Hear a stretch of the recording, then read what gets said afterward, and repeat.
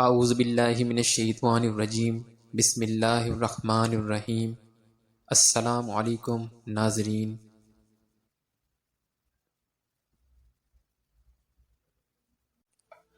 حضرت امام علیہ السلام کی شہادت پر انسان، حیوان اور جنات سب غمزدہ ہیں۔ جب حضرت امام علیہ السلام کو شہید کیا گیا تو ہر طرف خون کی سرخی پھیل گئی، یہاں تک کہ آسمان بھی 3 دن تک سرخ رہا۔ تمام پرندوں میں سے الو وہ پرندہ ہے جس کو حضرت امام علیہ السلام کی شہادت کا بہت افسوس ہوا، اور اس پرندے نے انسانوں سے ناطہ توڑ لیا۔ یہ بے زبان پرندہ بھی اتنا سمجھتا ہے کہ حضرت امام علیہ السلام جو اللہ کے نبی حضرت محمد صلی اللہ علیہ وآلہ وسلم کی گود میں کھیل کر بڑے ہوئے تھے، جو جنت میں نوجوانوں کے سردار ہیں۔ جب سے حضرت امام علیہ السلام کی شہادت ہوئی تب سے الو نے آبادی میں رہنا چھوڑ دیا اور ویرانی میں رہنا شروع کر دیا۔ الو صرف رات میں نکلتا ہے، دن کو وہ بس تنہا ویران جگہ پر رہتا ہے۔ جب حضرت امام علیہ السلام کو شہید کیا گیا تو الو نے قسم کھا لی تھی کہ اب کبھی وہ آبادی میں نہیں رہے گا، بلکہ تنہا ویران جگہ پر رہے گا۔ اور اب الو رات بھر غمگین رہتا ہے یہاں تک کہ صبح ہو جاتی ہے۔ حضرت امام علیہ السلام کی شہادت سے پہلے الو آبادی میں رہتا تھا،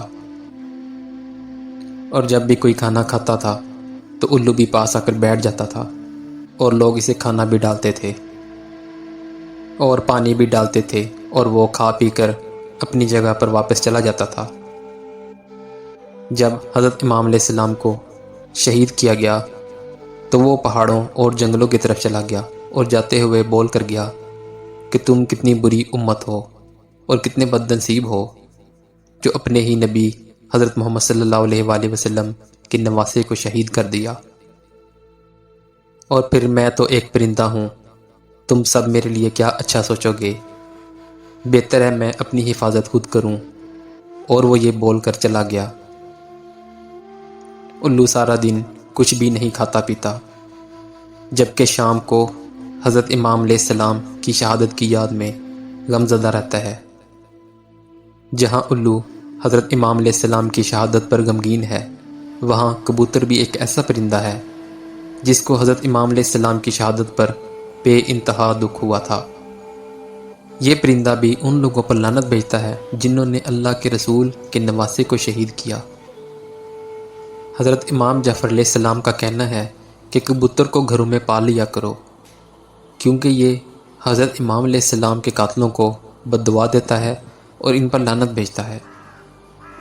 حضرت جعفر علیہ السلام کہتے ہیں کہ ایک دن میں حضرت داؤد کے گھر بیٹھا ہوا تھا اور وہاں ایک کبوتر کو دیکھا جو زور زور سے بول رہا تھا، تو میں نے پوچھا، داؤد تم جانتے ہو کہ یہ کبوتر کیا کہہ رہا ہے؟ آپ نے فرمایا، میں نہیں جانتا۔ حضرت امام جعفر علیہ السلام نے فرمایا، یہ ان پر لعنت بھیجتا ہے جو نواسے رسول کے قاتل ہیں، اس لیے اس پرندے کو گھر میں پال لینا چاہیے۔ ایسی مزید ویڈیوز دیکھنے کے لیے ہمارے چینل کو لائک اور سبسکرائب کریں۔ اپنا بہت سا خیال رکھیے گا۔ اللہ حافظ۔